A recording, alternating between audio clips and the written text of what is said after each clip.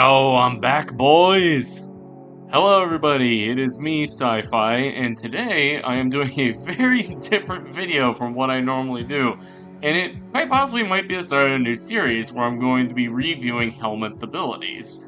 And for the first one, we are taking a look at Vial Rush. Now, Vial Rush is a pretty interesting ability, but it's unfortunately one that isn't very common. For starters, the only way to unlock it to put it on other frames is to sacrifice Lavos to the helmet system, and Lavos himself isn't very popular, so you can kind of see where the unpopularity lies. But over the past couple of days, I decided, what the hell, let's slap this on to Limbo and try out some funny shenanigans, because, I mean, this was just white jars, you know?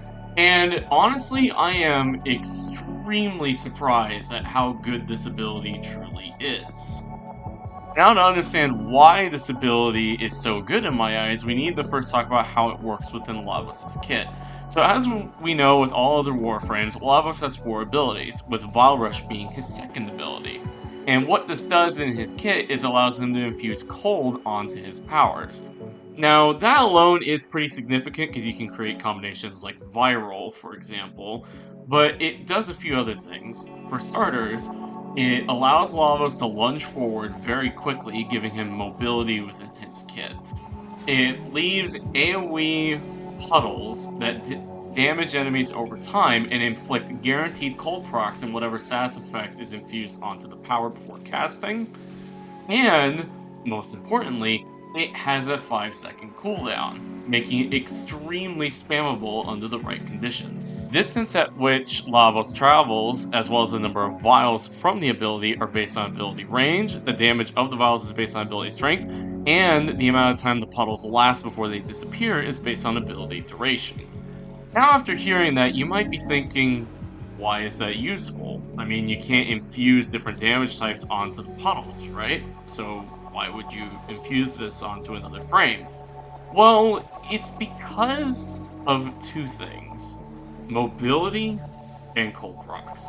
So mobility in Warframe is a very important aspect of the game. Like, you don't just want to be standing in one spot the entire game, you want to make sure that you're moving around and keeping an eye on enemy flow, especially in survival missions. But cold procs in particular is where this power gets very interesting. You see, cold procs by themselves are pretty decent, they slow down enemies, but, most importantly, they are one of the only CC effects that can go through enemy overguard. Which means that because the puddles are constantly proccing cold, it is constantly slowing Eximus units or enemies that have the behavioral traits of overguard. In addition to slowing down enemies, cold procs also got buffed recently, where now cold procs will boost crit damage against enemies that are inflicted with them. And taking into account the fact that we have mods that boost weapon damage when enemies have different status procs on them, and with the crit damage changes, this makes cold a pretty damn good status effect to use with gunslinger type frames. To show you this in action, here is my Limbo setup, as well as my Miter setup, and here's me testing the build with Vial Rush, and without Vial Rush. Now on this setup I am using gas because it is my meme setup after all, but you can see that there is a pretty decent damage difference. It's not the biggest increase, like maybe 10 to 15%, but it still is pretty significant when you keep in mind that these damage boosting effects from the cold procs as well as the galvanized mods are percentage based. So with stronger damage types, like Viral for example, and Slash, you'll be able to get some pretty significant damage increases on Gunzerker type frames. With all that in mind, watch what I do to this Acolyte misery right here.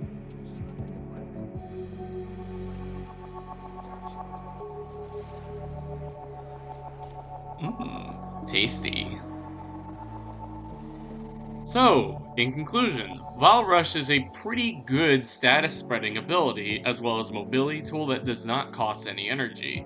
When used on warframes like Limbo or even Mirage, for example, it can be a pretty potent damage boost for any sort of warframe that relies on weaponry in order to deal damage versus abilities. Alright, with that said, I have been Sci-Fi Freak, teaching you about this ability today, and I'll see you all next time.